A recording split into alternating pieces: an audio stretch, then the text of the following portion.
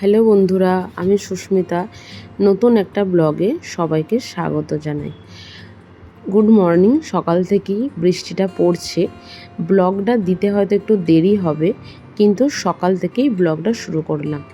এখন বাজে ওই 6টা সাড়ে 6টা মতন, কিন্তু বৃষ্টিটা হচ্ছে অনেক সকাল থেকে, প্রায় 4:30 থেকে এই বৃষ্টিটা কিন্তু হচ্ছে। তো সকালবেলা উঠে মোটামুটি যা কাজ রেগুলারের যেটা থাকে সেটাই সেরে নিচ্ছিলাম। তো এরপর আমি নিজের কিছু টুকিটাকি কাজ আমি কিন্তু করে নিচ্ছি। ঘুম থেকে আজ অনেক সকাল সকালই উঠেছি, যদিও রোজই আমি সকাল সকালে উঠি। তাও আজকের দিনটা যেন কেমন একটা যেন ভালো এবং খারাপ দুটোই কথা বলতে পারি। তো সকালবেলা উঠে সকালের যা কাজ ছিল সেগুলো সেরে নিয়ে নিজের বিছানাটা এবং নিজের ঘরটা একটু পরিষ্কার করতে চলে এসেছি। তো আজকে যেমন ওই যে বলছি, আজকের দিনটা যেন কেমন একটা ভালোর সাথে সাথে হয়তো খারাপটাও আছে। তো আজকে হচ্ছে আমার বড়মশাইয়ের বাড়ি আসার দিন, এবং সেই সঙ্গে সঙ্গে আমার বাবারও আজকে ব্যাঙ্গালোর যাওয়ার দিন। তো দুটো মানে দুজনের, একজনের যাওয়া এবং একজনের আসা, সেটা কোথাও না কোথাও সেই অ্যাক্সিডেন্টলি একই টাইমে অ্যাডজাস্ট হয়ে গেছে, বা সব কিছু হয়ে গেছে। দুজনেই হচ্ছে খুব কাছের এবং দুজনেই হচ্ছে খুব প্রিয় মানুষ।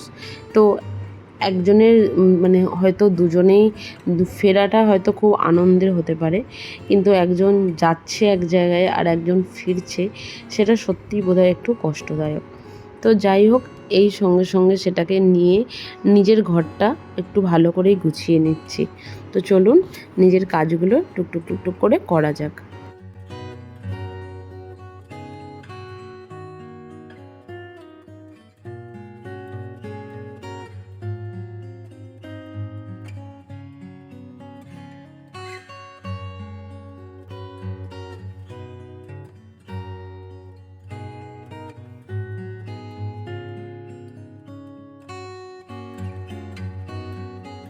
তো এরপর ব্রেকফাস্ট করার আগে আজকে নিজের কাজগুলোকে একটু গুছিয়ে রাখছি। প্রথমে চলছে হচ্ছে প্যাকিংয়ের কাজটা, যেটা হচ্ছে দিনের সবথেকে ইম্পর্টেন্ট একটা কাজ, যেটা করে রাখলে মনে হয় আর সারাদিন কোনো রকম কোনো হেডেক থাকে না, যেটা আগের ব্লগেই বলেছি। তো সেই কাজটাকে আস্তে আস্তে সেরে নিচ্ছি, কারণ বেরোতে হবে এবং সারাদিন কিন্তু তার জন্য একটুও সময় পাওয়া যাবে না। সেই কারণের জন্য এই কাজটাকে আমি আগে আগে সেরে নিচ্ছি।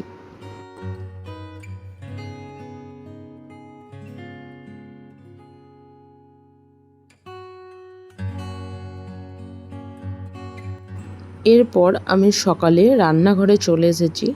রান্নাঘরে সকালবেলা যদিও খুব একটা কাজ আমার কিছুই থাকে না, তবুও ওই টুকটাক একটু জল ভরে দেওয়া এগুলোই থাকে। তো আমাদের ওই ফিল্টারটাতেই একটু জল ভরে দিচ্ছি। এরপর ব্রেকফাস্ট সেরে 10টা নাগাদ রেডি হয়ে নিচ্ছি বাবাকে তুলে দিয়ে আসতে যাব বলে, এবং বড়মশাইকে নিয়ে আসতে যাব বলে। তো বাবার ট্রেনের টাইম হচ্ছে 12টা 40, আর বড়মশাইয়ের ফেরার টাইম ছিল হচ্ছে সকাল 6টা 20। যে ট্রেনটা অলরেডি প্রায় 5 ঘন্টা লেটে আসছে। তো সেই কারণের জন্য টাইমটাও অ্যাডজাস্ট হয়ে গেছে, নাহলে আমাকে দুবার করেই হাওড়া যেতে হতো, একবার একজনকে আনতে এবং আরেকজনকে একবার দিতে। তো সেই কারণের জন্য রেডি হয়ে নিচ্ছি, বাবা ও বাড়ি থেকে আসবে, তারপরে দুজনে একসাথে যাব।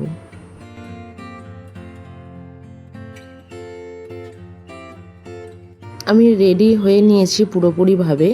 এরপর মায়ের সাথেই বেরিয়ে গেছিলাম, মা আগে আগে যাচ্ছে। মা মানে হচ্ছে আমার শাশুড়ি মায়ের কথা বলছি। তো উনি বাবাকে মানে বাবার ডাক্তার দেখানো ছিল, তো সেই কারণের জন্য উনিও বেরিয়েছিলেন, বাবাও আগে বেরিয়ে গিয়েছিলেন। আমি একটু দাঁড়িয়েছিলাম, এই রাস্তাটা ধরেই আমার বাবা আসবে, বাপের বাড়িটা খুবই কাছাকাছি। তো এই আমি যাচ্ছি। তো স্টেশনে গিয়ে যে আসবে তাকে ওয়েলকাম জানানোর জন্য একটা ফুলের তোড়াই বলতে পারেন ছোটোখাটো করে বানিয়ে নিয়েছিলাম। এই যে বাবা আর আমি যাচ্ছি ভদ্রেশ্বর স্টেশনে। এরপর আর কিছু ক্লিপ তুলতে পারিনি। আস্তে আস্তে আমরা পৌঁছেও গেছিলাম হাওড়া স্টেশনে। তো হাওড়া স্টেশনে নামতে না নামতেই একটা যেমন ভালো খবর ছিল, 23 নম্বরে এসে পৌঁছেছিল হাওড়া মুম্বাই মেল প্রায় 5.5 ঘন্টা লেটে। তেমনি বাবার ট্রেনটা 12:40-এ ছাড়ার জায়গায় সেটার টাইম দিয়েছিল 4:30 তো সেদিন প্রায় অনেক ট্রেনই হাওড়া গিয়ে দেখলাম প্রায় 7 থেকে 8খানা ট্রেনই প্রায় এরকম 5 ঘন্টা, 4 ঘন্টা, 6 ঘন্টা লেটে কিন্তু ছাড়ার জন্য শিডিউল করে দিয়েছে। জানি না কি কারণটা আমি বলতে পারবো না। যারা ওই দিন মানে হচ্ছে 24শে আগস্ট যারা কোথাও যাবার দিন ছিল তারা সবাই জানো প্রায় প্রত্যেকটা ট্রেনই এরকম একটা লেটে চলছিল।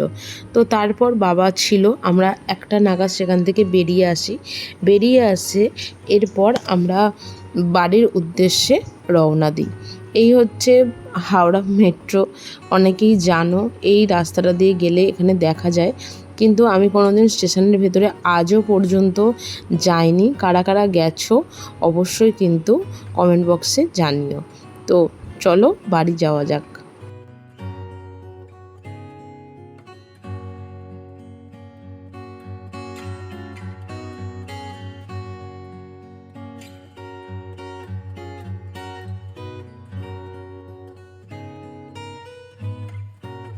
তো পৌঁছে গেছি ভদ্রেশ্বর স্টেশনে। সেইভাবে ভিডিও করাও হয়নি, আর মনটাও খারাপ যে বাবাকে যদি ট্রেনে তুলে দিয়ে আসতে পারতাম সেটা হয়তো খুব ভালো হতো, কিন্তু একবারে ও সারা রাত ট্রেনে করে জার্নি করে এসে আবার অতটা সময় বসে থাকতে হবে। তো সেটা ভেবে বাবাও বলল যে বাড়ি চলে যেতে। তো আমরা বেশ কিছুক্ষণ থেকে বাড়িও চলে এসেছিলাম। তো বাড়ি মোটামুটি পৌঁছেই গেছি বলতে পারেন। এই সামনের গলিতে ঢুকলেই কিন্তু বাড়িতে পৌঁছে গেছি। এরপর যে ফুলটা নিয়ে গেছিলাম সেটা এসে ফ্রেশ হয়ে আমার ড্রেসিং টেবিলে যে ফুলদানিটা রয়েছে সেটার মধ্যে ফুলটাকে সুন্দর করে দিয়ে দিয়েছিলাম। একটা হচ্ছে প্লাস্টিক ফুল আর একটা হচ্ছে অরিজিনাল ফুল, এবং যে চকলেটটা নিয়ে গেছিলাম সেটাও রেখে দিয়েছি। এরপর মা খেতে দিয়ে দিচ্ছিল দুজনকে, যদিও মাও খায়নি, বসেই ছিল। এরপর রেস্ট নিয়ে বিকালবেলার চা নিয়ে একবারে বসেছিলাম। মোটামুটি অন্যদিন একটু অন্যরকম চা খাই, আজ যেন মনে হলো একটু চিনি দেওয়া চা খেতে। তো এরপর চাটা খেয়ে টুকটাক যা বাসন ছিল সেইগুলোকে একটু পরিষ্কার করে মেজে নিচ্ছিলাম। মেজে নেওয়া হয়ে গেছে। রাত্রের খাবার প্রিপারেশান ছিল। মা বলেছিল আজকে কাবলি ছোলা হবে। তো ঘরে ছিল পনির, মাই এনেছিল। তো সেইগুলোকে কেটে সেগুলোরই একটু ব্যবস্থা করছিলাম।